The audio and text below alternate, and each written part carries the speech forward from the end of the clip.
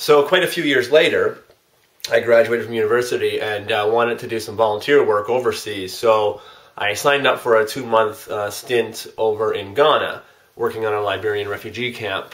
While I was there, I was working for their water and sanitation crew, and we were doing things like digging wells and cleaning out sewage drains. Not the most glamorous work, but I thought it was helping, so I was happy to be there. And while we were there, we were living in guest houses with a bunch of other international volunteers from all over the world.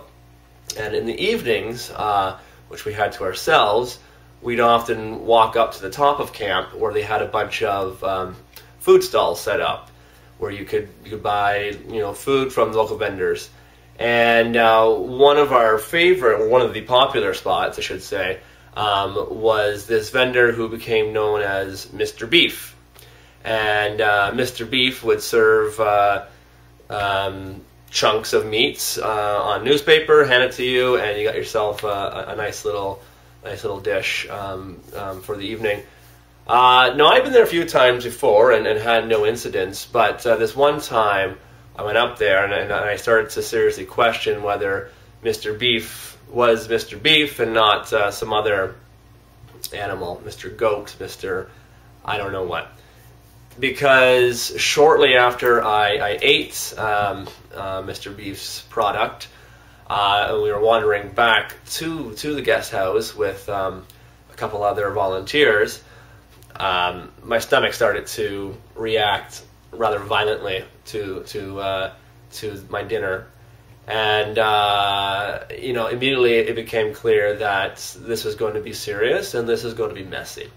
So I pause and I stop the other two volunteers and I say, you know what, guys, I'm going to just kind of rush ahead. I've got a bit of stomach issues right now.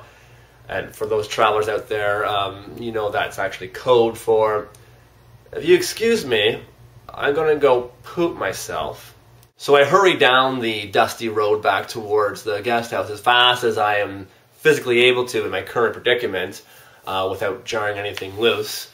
And I'm starting to panic. The sweat is pouring down my face, and this is getting serious. It was less, oh geez, I hope I make it back, in time, and more, wow, I really hope this isn't too messy. So the entire time I'm chanting to myself, I am the master of my sphincter. I am the master of my sphincter. So the universe must have been looking out for me that day, because somehow I make it back to the guest house moments before the unpleasantness begins, and I'm able to make it to the toilet on time. Now, as you all know, one of the greatest spots to think in this world of ours is the toilet.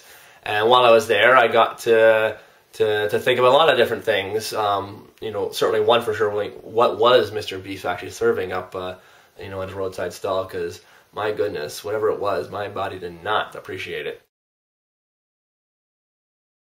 The more I thought about things, though, the more I started to wonder about how much I'm really helping here and what my real contributions to the situation were. I thought about the Liberian refugees and how they had to flee their homeland because of Civil War and Charles Taylor's atrocities there.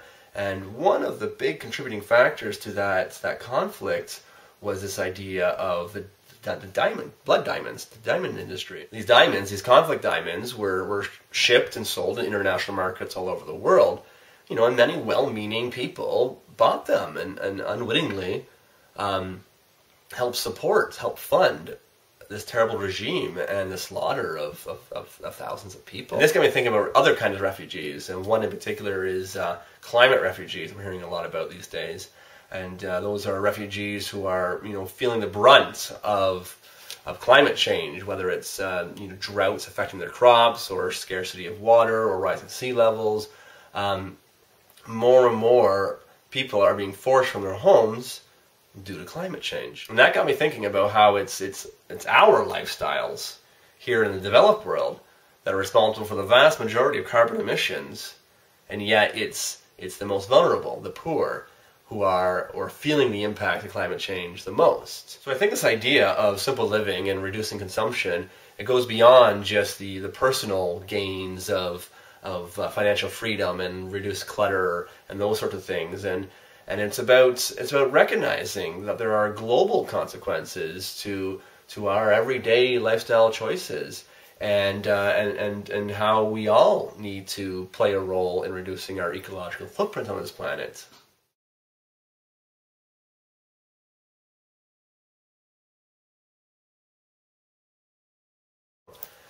So back in 2008, I was diagnosed with chronic myelogenous leukemia. And what's worse, I was diagnosed with an extremely aggressive case of this leukemia. So that sucked, but I was determined to do anything and everything there was to beat this cancer. And I had to spend a month in the hospital at the beginning of my chemotherapy to get my wild blood counts under control. Just to give you a sense here, the average range for a healthy number of blood cells in an adult male on those tests is supposed to be between like 4 and 11. Mine was like 584, so a bit off. So one of the first nights I was in the hospital, I took out my journal, and on the top of the page I wrote the words reasons to fight, and then I proceeded to list anything and everything that came to mind about what made life so awesome and so worth living and so worth fighting for. The idea would be that as time went on and things got worse and harder, I could refer back to this and keep myself motivated. When I looked at my list, there were certainly obvious things on there like friends and family, but there are also a lot of simple little things like freshly baked bread, or the smell of a campfire, or gin and tonic, or a good fart, or skinny dipping, things like that.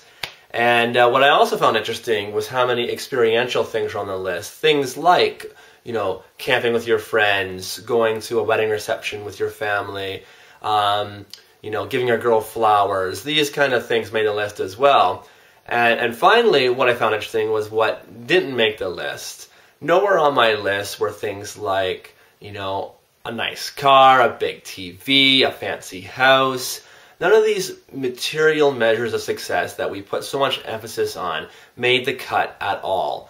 And it really opened my eyes about what really matters in life to me, and how it's the experiential riches, not the material wealth, that really matters. So after a boatload of chemotherapy, some terrible hospital food, a lot of radiation, and a bone marrow transplant, I'm really happy to report that I am completely cancer-free and doing great. So those are just a few stories from my past that hopefully explain why reducing consumption is important to me. This idea of freedom, of responsibility, and of happiness are just a few of the reasons why I'm a big fan of a simple living approach to sustainability.